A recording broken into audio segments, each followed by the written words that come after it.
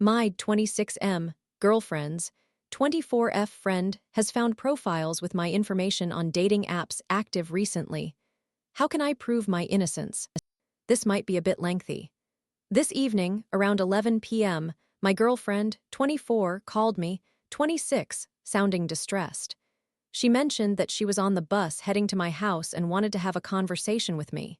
I was unsure what was happening, but I braced myself for the worst, fearing it might involve a family member of hers since one of her parents has been struggling with significant health issues over the past year. I wanted to be prepared to support her in a situation like this. I turned on the kettle to make her a warm drink and switched on the electric heater in my room to ensure it was cozy for her. I also gathered a couple of my jumpers for her to put on to help her feel comforted. When she called to say she had arrived, I was in the bathroom. I told her I would be with her shortly. As I made my way down the stairs and approached the door, I caught sight of her from the other side. She did not appear to be dealing with family issues. Rather, there was a different expression on her face. I opened the door and greeted her. She responded with a hi and walked directly upstairs to my room. Once in my room, she informed me that her friend had seen my profile on a couple of dating apps and requested to look at my phone. I was taken aback but showed her my phone. She opened it and searched for the apps, but they were not installed. Naturally, she wanted to download them to check if I had accounts. I installed one of the apps, and we discovered that I did not have an account there, despite trying several login methods. The other app was Tinder, and I hesitated to do the same for it, feeling as though my privacy had been invaded and that old messages could be read. Understandably, my girlfriend decided to leave my house and told me to have a nice life. Given the circumstances, this response was justifiable. I quickly put on my shoes without socks, grabbed a jacket, and ran after her, apologizing and expressing my willingness to check Tinder as well. We had the same outcome. I did not have an account there, and since Tinder requires a phone number to log in, it indicated that my phone number was not linked to any account. Now, here are the issues. Her friend claimed to have seen these accounts active recently. One was potentially from the last few days, while the other was a few weeks ago. I deleted one of those apps from my phone several months ago and removed Tinder around the time we became official. The Tinder account had a photo of me that I had previously used, which was also available on my Instagram. It included my name, age, and possibly my location too. I am unsure whether either account was verified. I did not create these accounts. In the past, I have had individuals I do not know make several fake accounts using my information, but I never discovered who was responsible. My speculation was that it might have been one of my friend's exes attempting to disrupt my previous relationship, but that is merely a hunch and does not provide solid evidence. We have been officially together for about 6 months, and I genuinely care for this girl. I had been envisioning what our future home might look like, how many children we could have, and how we could blend our lives together. However, that vision now feels more like a fantasy than a reality. After catching up with my girlfriend, I walked her home for half an hour in the freezing cold while dressed in limited clothing. We discussed various matters, checked my emails for recent notifications from either app, but found that all my notifications were outdated. I also showed her that the verification code messages for both apps on my phone dated back long before we started dating. I want to demonstrate that I am innocent, but there are valid concerns she might have, along with tangible evidence that could suggest otherwise. The apps were reportedly online recently, and both applications ceased to display your profile within about a month of inactivity. Her friend allegedly observed profiles with my name, age, and location, which appeared to be associated with me. I did not immediately show her the apps. There is a scenario where I might have anticipated what would happen and deleted the evidence before she arrived at my house. I could be using another phone or device disguised as mine, etc. The profiles were located on 2 different applications. The profiles have been recently active, even if it appears the friend who informed her is a reliable person and unlikely to fabricate such information. Potential evidence supporting my innocence includes: I was caught off guard and would not have had time to delete any evidence. I do not have accounts on the apps currently installed on my phone. I was willing to cooperate. My phone lacked recent verification codes. My emails did not contain any notifications from accounts recently. I consider myself somewhat attractive and might attract individuals who create fake accounts, though not to the extent that they would use my name and details. I have previously experienced a similar situation. I walked her to her home and said, "Take your time to think about things. I understand this is a complicated situation. Whether you need an hour, a day, a week, or a month to respond about what happens next, I will be here. I will answer any questions honestly to assist you." I then said goodbye. After parting ways, I took an extra long walk home, remaining silent without music. Ironically, despite returning to a warm room thanks to the heater being on for hours, I felt overwhelmingly cold both inside and out. I've been contemplating how and why this situation could have occurred, and my theories are as follows. Someone dislikes me and aims to ruin my relationship. Someone may not harbor any ill feelings, but desires to impersonate me. Perhaps my old account was reactivated despite my deletion. This seems highly unlikely, but it could only happen if I connected my long, unused Samsung phone, which I turned on for the first time in nearly a year a couple of weeks ago. It contains old dating apps, and maybe when I connected it to Wi-Fi, the cache from the app briefly restored my deleted account due to ignorance of its deactivation. I did check the app using that phone recently, and it indicated that my account had indeed been deleted, so I no longer believe this is plausible and have now deleted the app from that device as well. Aside from these explanations, I cannot determine what else it could be, and understandably, my girlfriend is likely feeling resentful and thinking the worst of me. I feel at a loss for what to do. Once again, I would completely understand if she decided to end the relationship, as she lacks any means to validate my innocence and may never fully trust me again. This thought is heartbreaking because I genuinely trust her and wish for her to trust me in return. I find it challenging for a relationship to recuperate from such a situation, as it could easily become a he said, she said dilemma where she might continually question my honesty, and I would always be left wondering if she believed me. I assured her that I would gladly let her examine my phone for as long as necessary. However, she is one of those individuals who would feel guilty for even having to check her boyfriend's phone, and she dismissed that idea again. I am seeking advice or assistance in proving my innocence to her because I do not want to lose her. I sincerely apologize for the chaotic nature of this message. It is approaching 3 a.m., and I am unable to sleep. If you have any questions, please feel free to ask, so I may provide further clarification. Story 2. After 1.5 years of love and struggle, I found him secretly searching for other women online. I couldn't ignore the signs anymore. I am seeking guidance regarding my current relationship or situationship. My boyfriend, a 34-year-old male, and I, a 33-year-old female, have been facing relationship challenges for some time now. I once issued him an ultimatum, which appeared to affect his feelings for me significantly and positively, but he never expressed how much that hurt him. That was nearly 1.5 years ago. Since then, we have acquired a home. He bought it for me and my 2 children when we were in urgent need of a new living arrangement. He is wonderful, and I deeply appreciate all he does for us. When he eventually did open up, I apologized and acknowledged that my approach was inappropriate, expressing my desire to avoid ultimatums in the future. He also confided that my communication has been unkind at times. I grew up in a rather blunt, sarcastic, and emotionally unhealthy environment. Once more, I offered my apologies and committed to improving, which I have actively pursued. I genuinely value the infrequent feedback he has provided, as it has prompted my personal growth, and for the first time, I genuinely desire to better myself for him. I have never felt this way about anyone before. After the ultimatum, he significantly distanced himself from me. Even though it was painful, I allowed some time to pass. Then, I had an unsettling feeling in my gut that I chose to ignore for 3 weeks, until one night when he fell asleep and his phone was beside me. I was hesitant to look at it, knowing I would likely find something. Consequently, I discovered he had been viewing numerous Facebook profiles of women with suggestive profile pictures. He even searched for a particular girl's name, and when I inquired about it, he initially lied but later admitted he had met a girl at a gas station.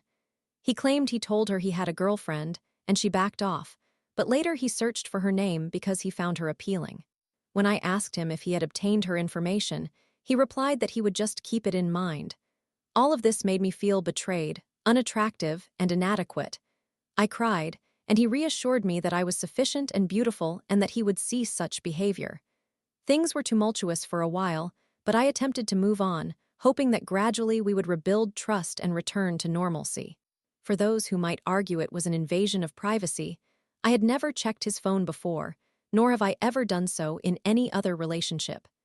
However, I could no longer dismiss my feelings and believed I had the right to understand whom I was sharing my life with. He follows various provocative women on all his social media platforms, and I remained silent because these were all connections made before our relationship.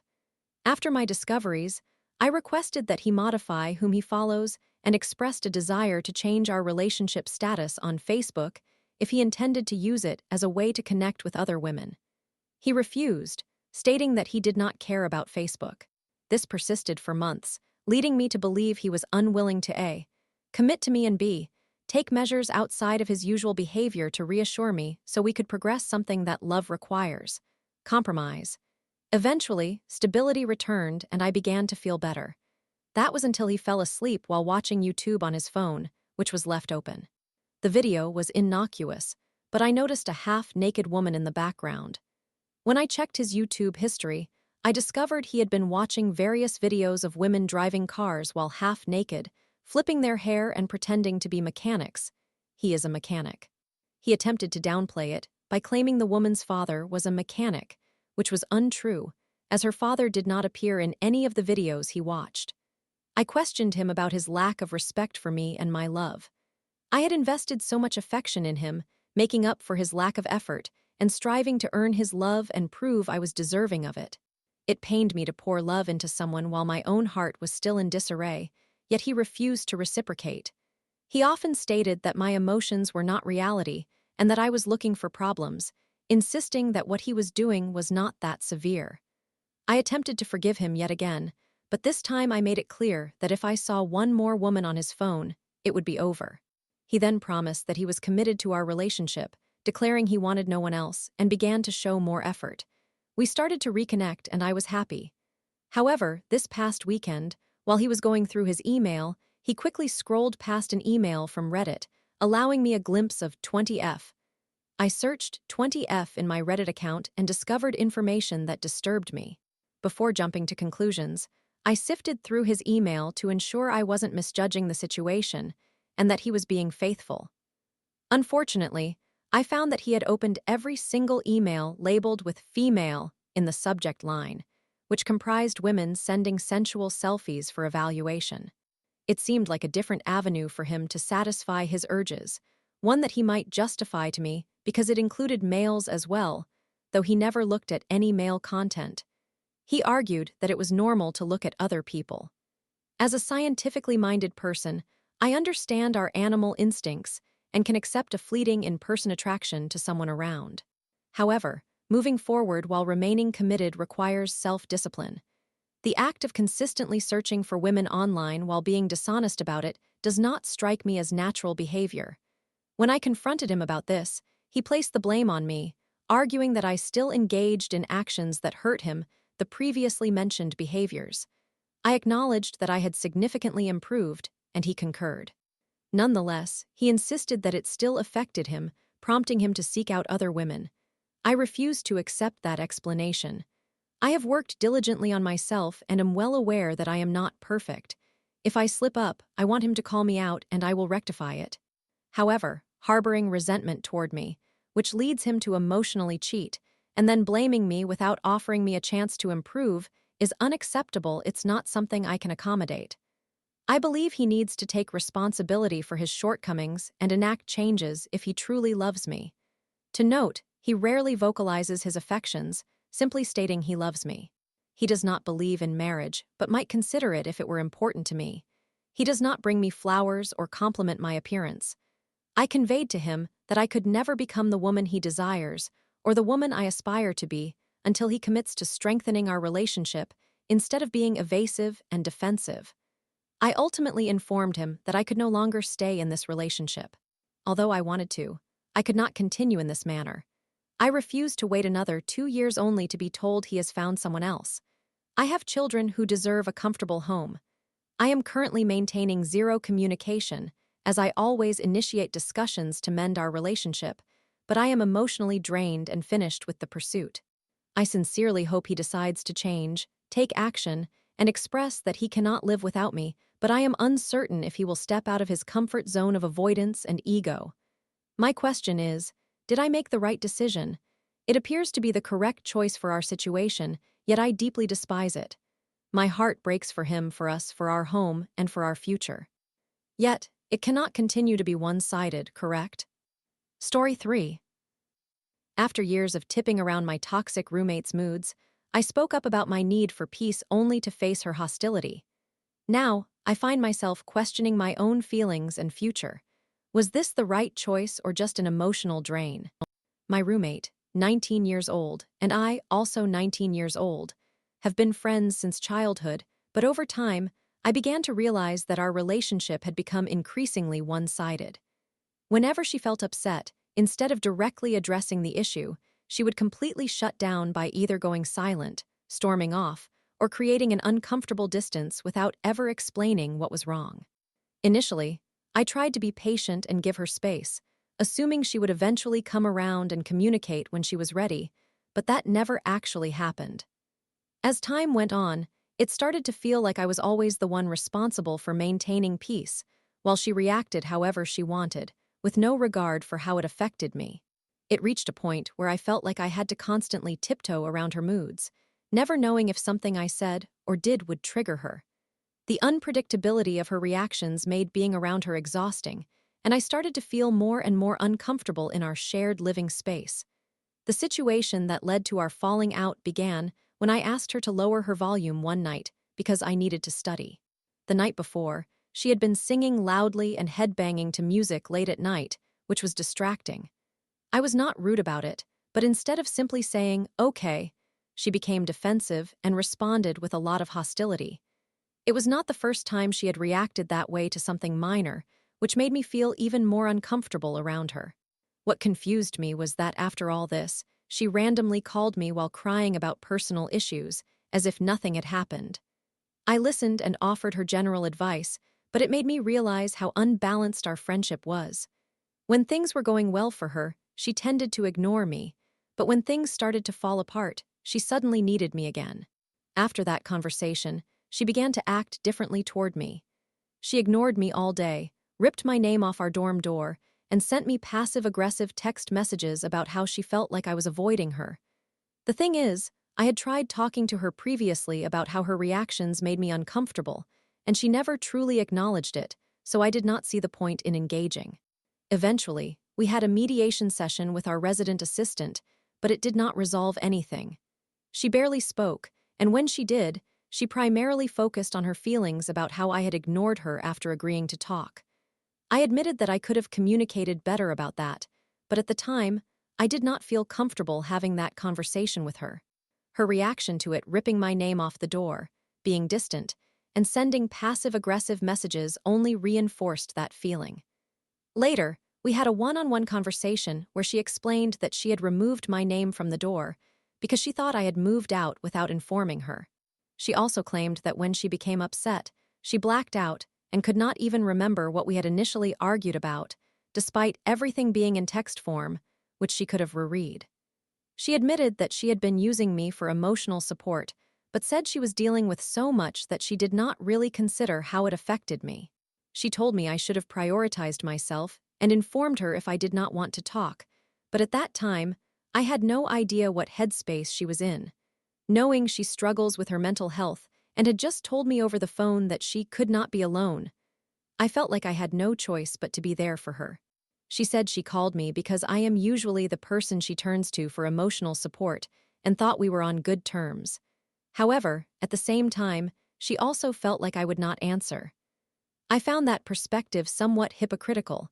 If she truly believed everything was fine, why would she think I would ignore her?